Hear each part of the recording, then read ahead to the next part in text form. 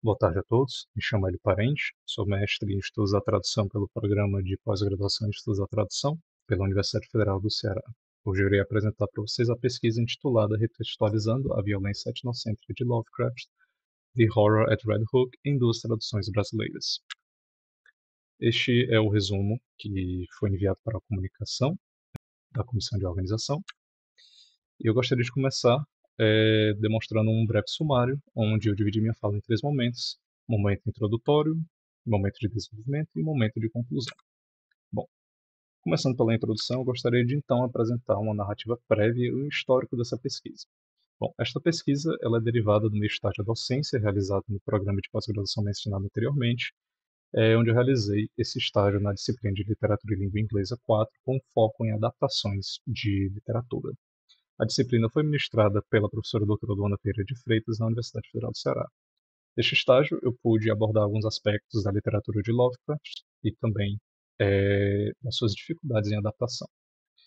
Esta pesquisa, então, juntamente com a colega da Universidade Federal do Ceará, Catarina Calado, foi desenvolvida para um banner que foi apresentado no Encontro Nacional de Linguística Aplicada na Universidade Federal de Alagoas, intitulado Retradução e Etnocentrismo, o caso de Lovecraft no Brasil, onde nós analisamos 4 retraduções brasileiras e como cada uma delas busca lidar com a questão do etnocentrismo da literatura de Lovecraft.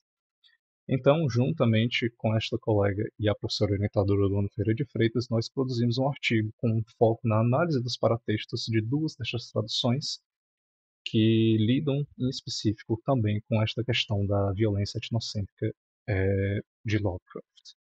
Então, essa pesquisa atual é um desdobramento dessas pesquisas e é uma pesquisa que ainda não tem uma conclusão, ela ainda está em desenvolvimento.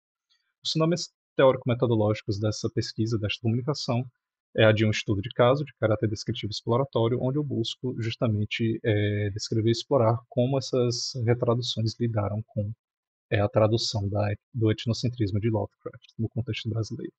Os dados foram coletados através do cotejo entre o texto-fonte e o texto das retraduções. Esses dados, então, foram contextualizados através do referencial teórico, que é composto de 3 grandes áreas: os estudos da tradução, com foco na retradução; os estudos do paratexto, lidando com paratextos traduzidos e paratextos comissionados para a tradução; e também aspectos biográficos providenciados pela pesquisa de Joshi. Bom, o objetivo dessa pesquisa é contribuir para uma crítica historiográfica e também para a própria historiografia da tradução, com foco em Lovecraft, né? E esta também é a sua justificativa, onde, como aponta Bastin, nós costumamos, quando tratamos da historiografia da tradução, lidar apenas com poetas e romancistas muito famosos, esses grandes nomes, entre aspas, que também estariam participando de uma certa forma, entre aspas, deste cânone literário. Então, nós devemos buscar tradutores que foram negligenciados e autores que tiveram as suas traduções também negligenciadas. Bom, apresentando alguns aspectos biográficos, Howard Philip Lovecraft nasceu em Providence, nos Estados Unidos, em 1890. A sua família fazia parte de uma pequena aristocracia informal e Lovecraft teve como figura paterna e grande influência em sua vida Whipple Van Buren, o seu avô, que era um industrialista responsável também pelo aspecto financeiro de sua família. Através de Whipple, Lovecraft tomou conhecimento de várias literaturas, né, de vários autores da literatura que moldariam a sua própria literatura, como Edgar Allan Poe, As Mil e Uma Noites e alguns autores gregos. Hoje em dia, ele é considerado uma das figuras mais influentes no desenvolvimento da weird fiction, do horror e da ficção científica, através de conceitos como o horror cósmico, e também da suspensão de algumas regras da natureza durante a sua narrativa. Os selos como a Penguin Classics e a Library of America, eles atestam o seu caráter bastante influente, quase entre aspas canônico, na literatura estadunidense. No Brasil, as suas publicações se encontram em domínio público, o que suscita retraduções, já que, em tese, qualquer editora pode se valer de sua obra ao traduzi-la. Bom, foi um autor muito prolífico, como demonstrado nesta imagem. Nós temos, né, as mencionadas edições da Penguin Classics e da Library of America.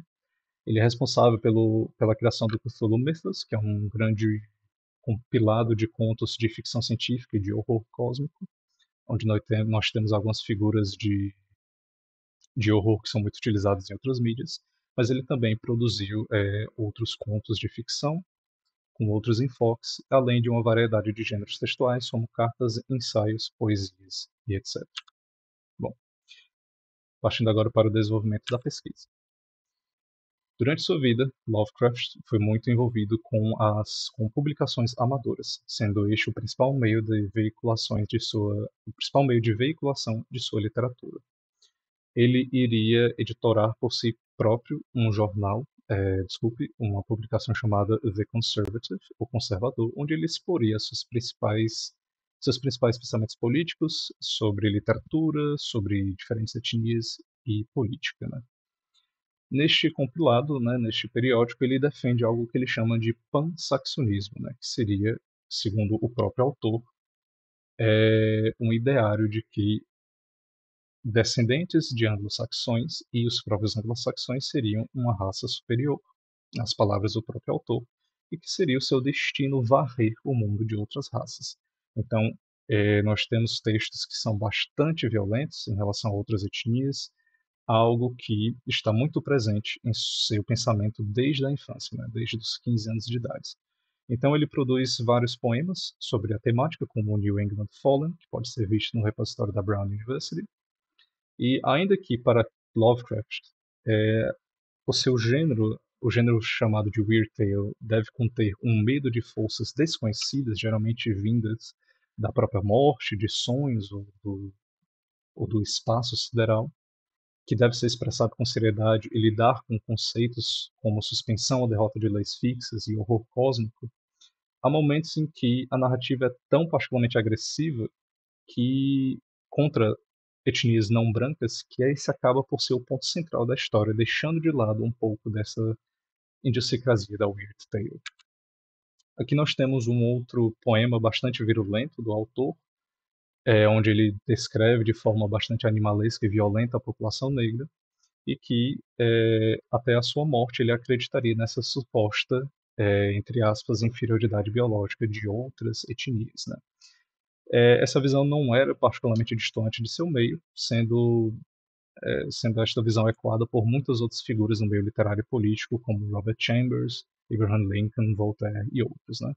E essas descrições, esses pensamentos, eles acabam por vazar na sua literatura.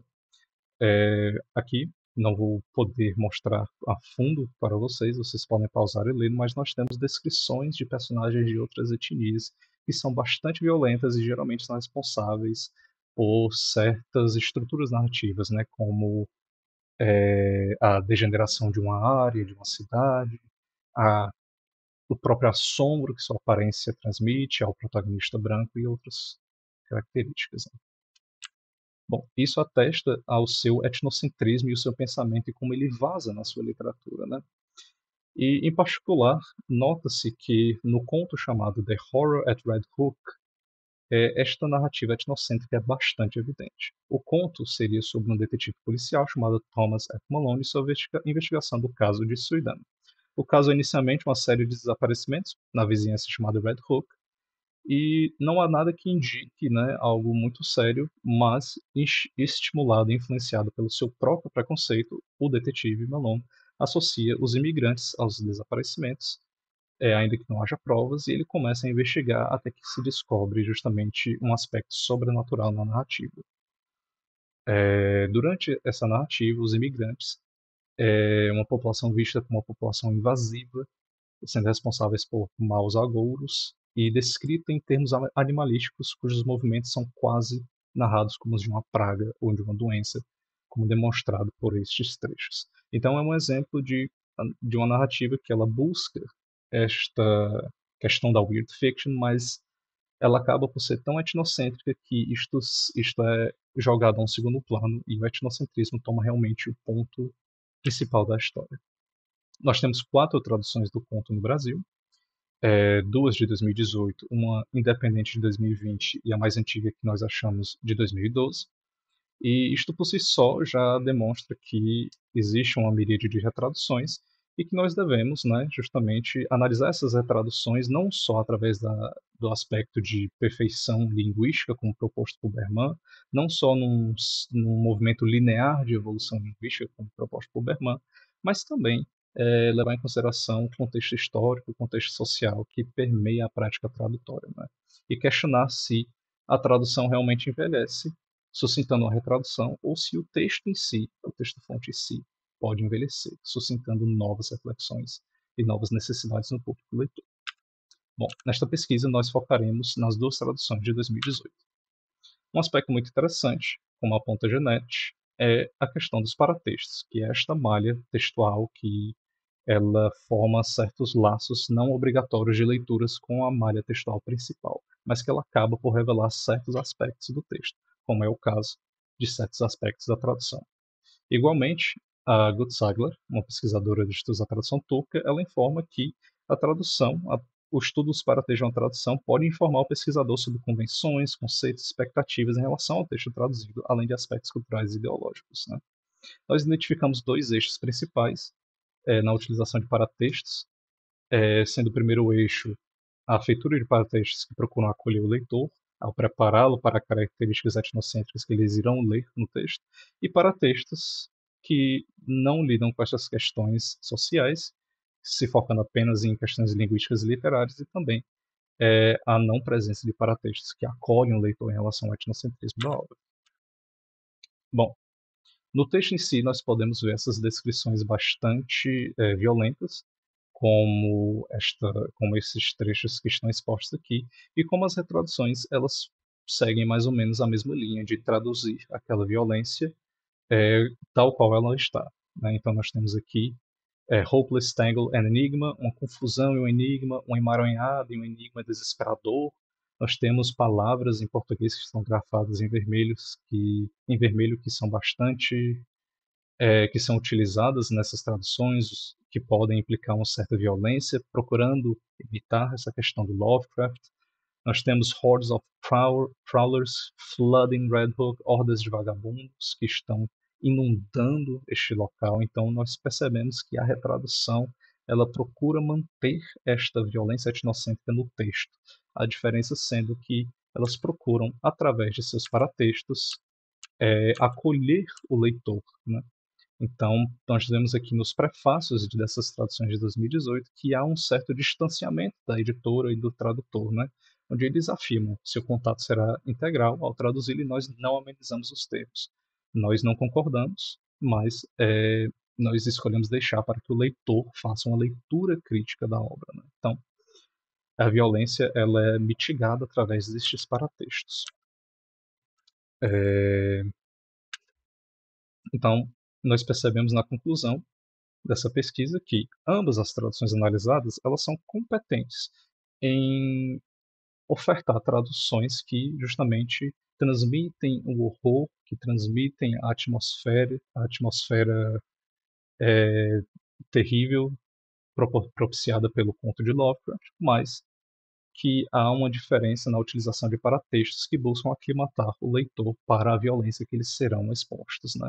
Então nós percebemos também que as retraduções elas não parecem envelhecer por si só. O que parece acontecer então é que o conto-fonte, o texto-fonte, ele envelhece no momento em que, ainda que Lovecraft possa ser um produto do seu tempo, as suas produções literárias contemporâneas não são. Elas são justamente, como eu falei anteriormente, contemporâneas e elas suscitam novas reflexões no momento em que o público leitor pode achar que as questões expostas ali não são aceitáveis e que merecem uma explicação. Bom, aqui estão minhas referências bibliográficas, desculpe. Gostaria de ter esse momento para agradecer à Universidade Federal do Ceará, o programa de estudos o programa de pós-graduação em estudos da tradução, a agência de fomento que tornou essa pesquisa possível, como a FUNCAP e o CNPq, e também, claro, agradecer ao Núcleo de Pesquisa, Núcleo de Estudos em História da Tradução da Universidade de Brasília, e também ao Programa de Pós-Graduação em Estudos da Tradução da Universidade de Brasília por ter aceito essa comunicação e organizado estes dois eventos tão importantes. Bom, muito obrigado pela atenção até aqui, e é isso. Muito obrigado.